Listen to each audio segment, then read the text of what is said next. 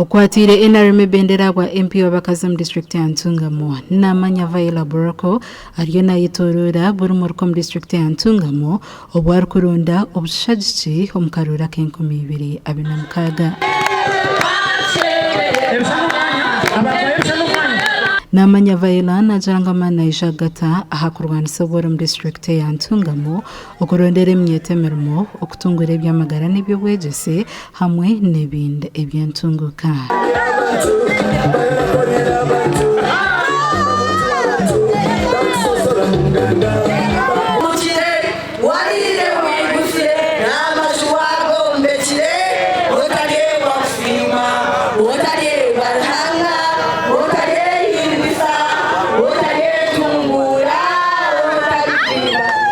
Namanya vaila nabona Agehanjiriza Ntungamo okutorana hamwe n'okushajika President Yoweri Museveni omukaruuru kabona Ageihangwe abinamukaga ebivugana bipulire omiruka yintambwiremu nibagira ngo amashanyarazi tigari nibagira ngo amizi ni mabi nibagira ngo amashomero turi kubi nibagira ngo n'amagwaro yine turi kubi mwana bajanga emitwe bibonire komameni amashanyarazi marujya komameni amizi marujya komameni. Abandi Abeesimbire mu district ya Ntungamo harimo James Bienjeru naho ukwatire NRM bendera abwa MP abwishazeria Kajara.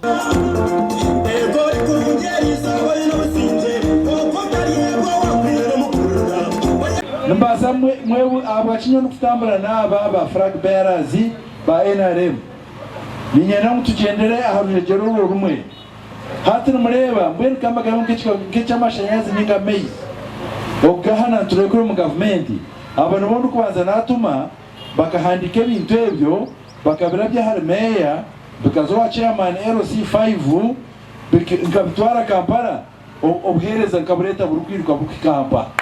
Hanta nagira ngo baba bamutoreine amani naijagato mu kutungura ebyobwegyese amaizi marungi hamwe no kwisya amashanyarazi ombyaro n'ebindi.